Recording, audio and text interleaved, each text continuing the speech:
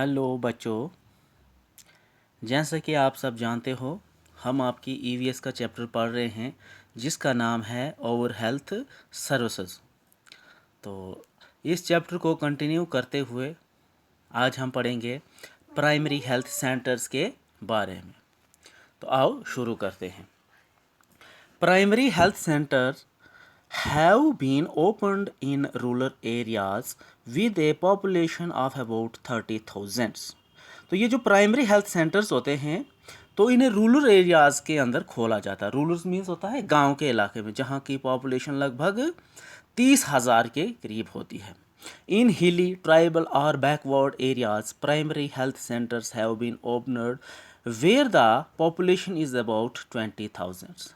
और वो इलाके जो बहुत ज़्यादा पहाड़ी हैं, ट्राइबल इलाके, बैकवर्ड इलाके हैं, वहाँ पर ये प्राइमरी हेल्थ सेंटर जो है 20,000 की पॉपुलेशन के ऊपर भी खोला जाता है।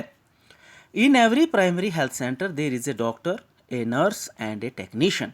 हर प्राइमरी हेल्थ सेंटर के अंदर एक डॉक्टर होता है, एक नर्स होती है और एक टेक्नीशियन होता है। टेक्नीशियन मीन्स होता है वो इंसान जो वहाँ पर टेस्ट वगैरह करता है। There is a small laboratory also in the centre. और उस हेल्थ सेंटर के अंदर एक छोटी सी लेबॉर्ट्री भी होती है। लेबॉर्ट्री जहाँ पर टेस्ट किए जाते हैं, जिसे उर्दू में मामल खाना कहते हैं और हिंदी में प्रयोगशाला।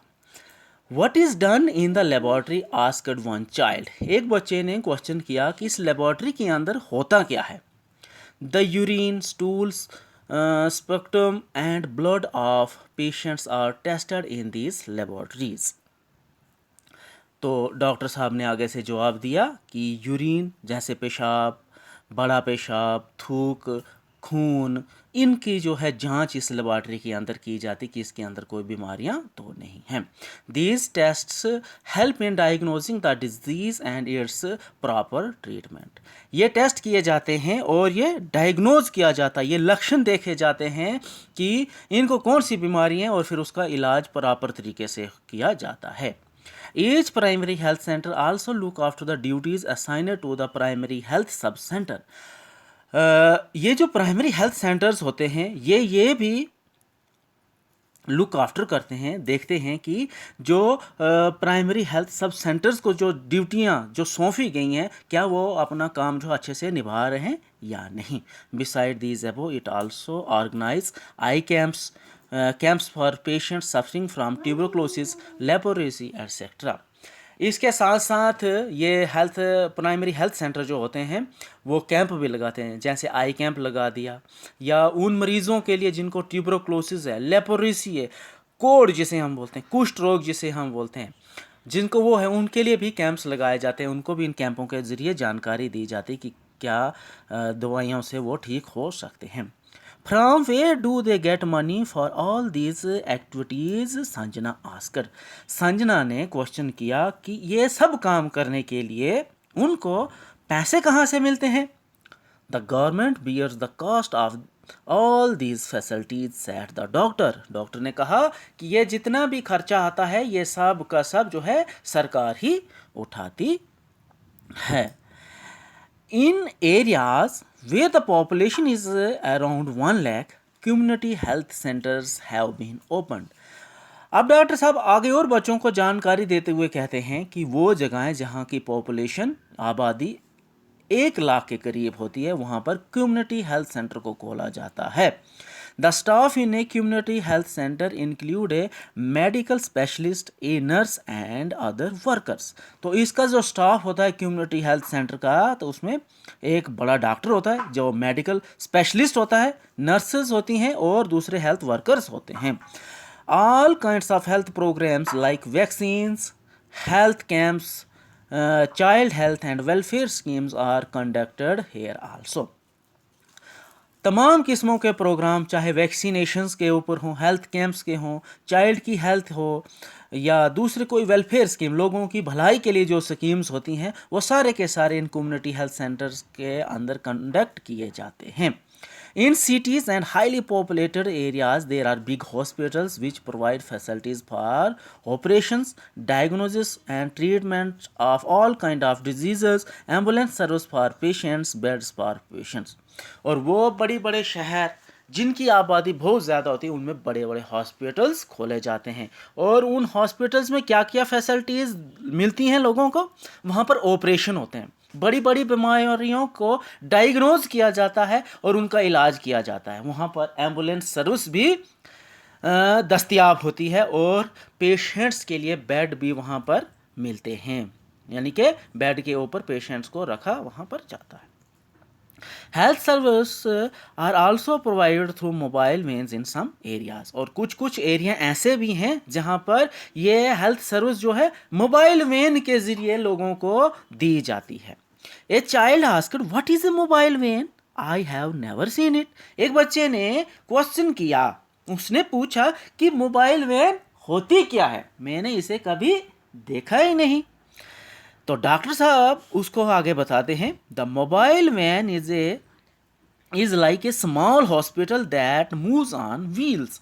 तो मोबाइल वैन क्या होती है कि ये एक छोटा सा हॉस्पिटल ही आप इसे मान लो जो कि व्हील्स के ऊपर चलता है, जैसे कि पिक्चर दी हुई है ना आपकी बुक के ऊपर जो मोबाइल वैन की, ये एक गाड़ी के अंदर पूरा का पूरा सिस्टम इसमें रखा जाता है जो दूर दराज इलाकों में जाकर लोगों को ये सर्विस मुहैया करवाती है। It is also the mean of providing health service, medical equipments and medicine for the treatment of patient are also available in mobile van. इस मोबाइल वैन के अंदर बहुत सारे दवाइयाँ होती हैं, अच्छा मेडिकल इक्विपमेंट्स होते हैं जिनसे वो लोगों का फर्स्ट एड करते हैं, और साथ में क्या होता है, a doctor also accompanies the van, और उसमें एक डॉक्टर भी होता है। Health facilities through mobile vans are provide at places where there are no health centre. ये मोबाइल वैन के ज़रिए हेल्थ फैसिलिटीज़ उन जगहों पर प्रोवाइड की जाती हैं जहां पर कोई भी हेल्थ सेंटर नहीं होता है। These provides health services in far flung areas where the population is very small और where no medical facilities are available. ये कहाँ पर सर्विस देते हैं, उन फार फ्लंग एरियाज़ में। फार फ्लंग होता है दूर दराज एरिया में जहाँ पर बहुत कम पॉपुलेशन होती है और कोई भी मेडिकल फैसिलिटी, तिब्बी सहूलियात वहाँ पर दस्तयाब नहीं होती है। Sometimes medical facilities are also provide through medical vans in health camps. जब हेल्थ कैंप लगते हैं तो वहाँ पर भी इन मोबाइल वैन की फैसिलिटी को लिया जाता है। Do you know that the Red Cross Society is a voluntarily organisation. आप तो जानते होंगे रेड क्रॉस सोसाइटी के बारे में, सुना होगा कहीं कहीं पर, आपने रेडियो पर भी इसके बारे में आता है कभी कभी। ये एक वॉलेंटरली ऑर्गेनाइजेशन है। वॉलेंटरली मीन्स होता है जो अपनी खुशी के साथ काम करने वाला एक संगठन है।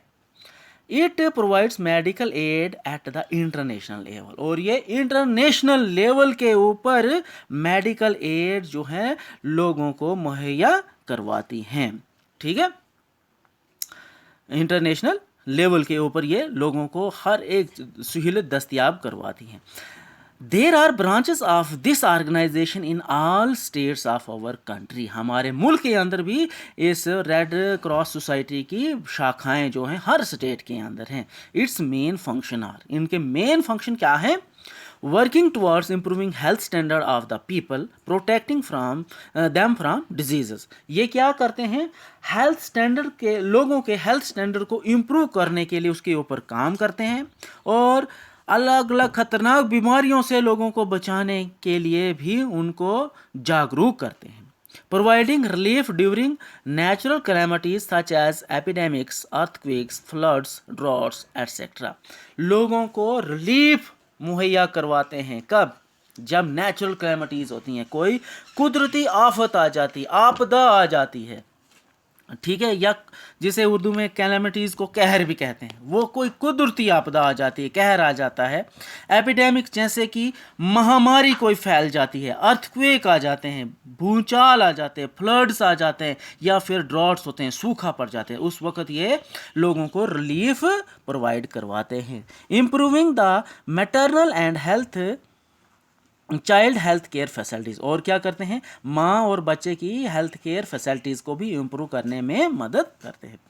After an accident sometimes the victim lose a lot of blood.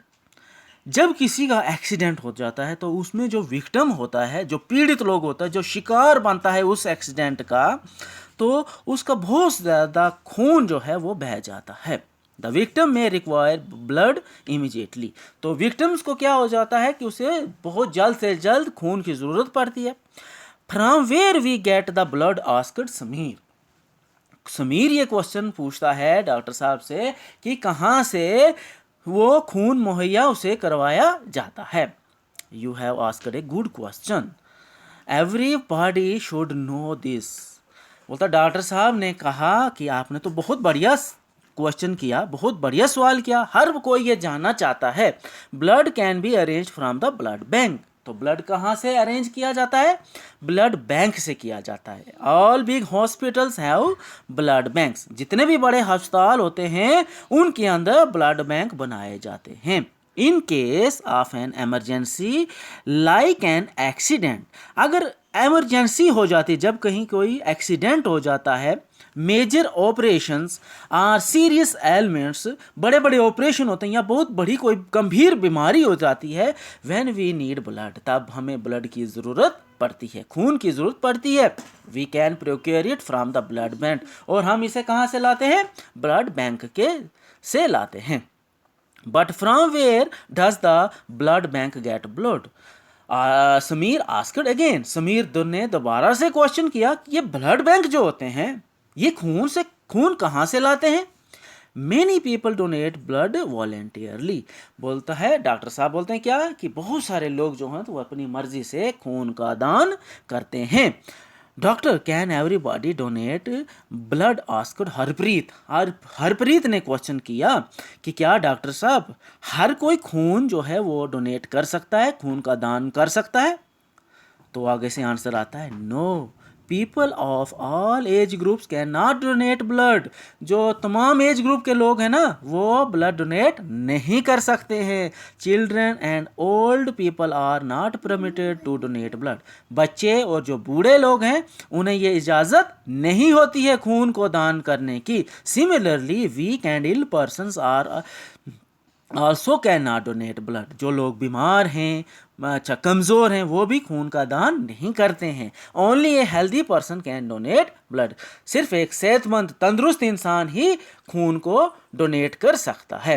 Is there any risk to the health of a person who donate blood asked a child, एक बच्चे ने फिर क्वेश्चन किया कि जो इंसान खून को डोनेट करता है, दान करता है, क्या उसकी ज़िंदगी को कोई रिस्क होता है, उसकी हेल्थ को कोई रिस्क होता है। डॉक्टर साहब ने इसका आंसर दिया नो, नहीं, there is no risk in donating blood, खून दान करने में कोई रिस्क नहीं है। Some people think that giving blood may cause weakness, कुछ लोग ये सोचते हैं कि खून देने से वीकनेस आ जाती है, कमज़ोरी आ जाती है, but it is not true, ये ट्रू नहीं है, सच नहीं है। और body keep making blood all the time, हमारा जो जिस्म है ना वो हर वक्त खून जो है बनाता ही रहता है। A person can donate only 200 millilitre blood at a time, एक इंसान 200 मिलीलीटर ही खून जो है एक वक्त में वो दे सकता है। Find out about the blood bank facility available in the hospital or health center in your neighborhood, तो आप बच्चों को भी अब ये फाइंड आउट करना कि आपने आपके जो पड़ोस में कहीं जो हेल्थ सेंटर है या हॉस्पिटल कोई है वहाँ भी आपने ब्लड बैंक की अगर फैसिलिटी अवेलेबल है तो उसके बारे में जानकारी लेनी है। Visit the blood bank with one of your family member, अपने एक घर के मेंबर के साथ आप वहाँ पर जा सकते हैं। Get your blood tested to find out your blood group, आप वहाँ पर जा सकते हो और ये फाइंड आउट कर सकते हो कि आपके ब्लड का कौन सा ग्रुप है। All the children were benefited from the doctor's talk, तमाम बच्चे जो थे वो जो डॉक्टर साहब ने उनको जो भी जानकारी दी उससे उनको बहुत ज़्यादा बेनिफिट हुआ। In the end the class monitor thanks the doctor on behalf of the children. आखिर में क्लास के मॉनिटर जो थे उन्होंने सब बच्चों की तरफ से डॉक्टर साहब का शुक्रिया अदा किया। ही also assured him that they would share the information they got with their family members and friend. और उस बच्चे ने ये भी अश्योर किया, आश्वासन दिया कि ये जो भी जानकारी आपने, जो भी इंफॉर्मेशन आपने हमको दी, हम ये सारी की सारी इंफॉर्मेशन अपनी फैमिली मेम्बर्स के साथ और अपने फ्रेंड्स के साथ बांटेंगे। ये था आपका लेसन जिसका नाम था over health services. Thank you very much.